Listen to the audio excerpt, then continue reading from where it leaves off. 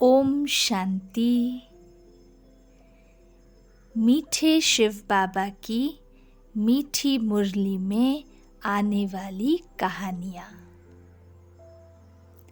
कहानी का नाम खुदा दोस्त। कंधार के बादशाह अरवाज खान को कोई बेटा नहीं था, इसीलिए उन्होंने यह कायदा बनाया कि उसकी मृत्यु के बाद इस राज्य का कोई भी आदमी जो बादशाह बनना चाहता हो 1 साल तक राज्य चलाए और फिर उसे नदी के पार भेज दिया जाए, जहां घना जंगल था। जो भी वहां जाता था, जंगली जानवर उसे खा जाते थे, यानी कि 1 साल के बाद बादशाह को सजाए मौत मिलती थी। उसी राज्य में आफताब नामक एक 20 साल का युवक रहता था। बचपन से ही अपने बाप के साथ मस्जिद में नमाज पढ़ने जाया करता था, लेकिन उसने खुदा के साथ दोस्त का रिश्ता जोड़ लिया था। वह हर बात, हर कार्य अपने खुदा दोस्त को पूछ कर ही करता था।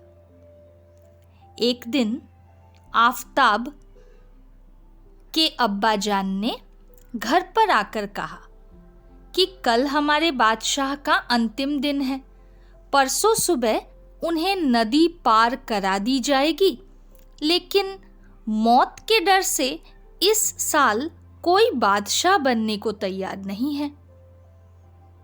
तब आफताब ने अपने खुदा दोस्त से पूछा कि अब राज्य का बादशाह कौन बनेगा। खुदा दोस्त ने कहा, अब तुम बनोगे।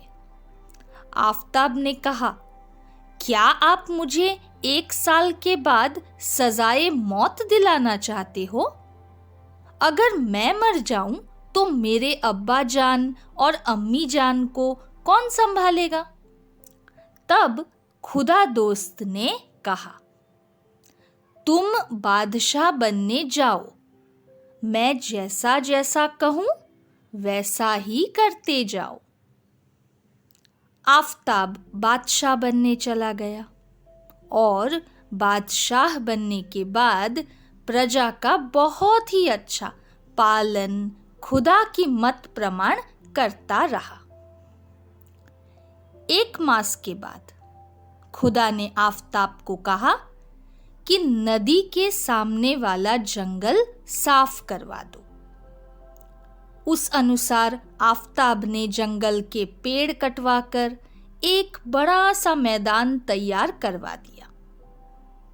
अब खुदा दोस्त ने वहां पर एक राजमहल, एक किला और शहर बनाने के लिए कहा। वो उसी अनुसार बनाता चला गया। राज्य के खजाने से ही धन लेकर नदी के उस पार शहर बसाने लगा।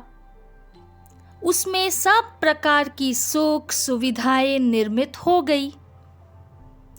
जब 1 साल पूरा होने को आया, तब कायदे अनुसार आफताब को तो नदी पार जाना ही था, पर उसने पूरे शहर में ढिंढोरा पिटवा दिया कि नदी पार जो नया शहर बसा है उसमें मैं तो बादशाह बनूंगा ही, लेकिन जिनको भी मेरे साथ आना हो उन्हें उनके दर्जे अनुसार घर मुफ्त मिलेगा। दूसरे दिन जब आफताब नदी पार गया तो सारे शहरवासी भी उसके साथ साथ सुख शांति पाने के लिए नदी पार चल दिए। इस कहानी का आध्यात्मिक भाव यह है कि इस कहानी से बाबा हम बच्चों को शिक्षा देते हैं कि अगर तुम मुझसे कोई भी संबंध जोड़कर मेरी श्रीमत अनुसार हर कार्य करोगे तो मैं तुम्हें ऐसा श्रेष्ठ कर्म कराऊंगा कि तुम संगम की बादशाही तो पाओगे ही, लेकिन भविष्य में भी बादशाही पाओगे। और अभी तुमने जिन आत्माओं का कल्याण किया होगा वे भी प्रजा रूप में तुम्हारे साथ रहेगी। थैंक यू मीठे प्यारे बाबा। ओम शांति।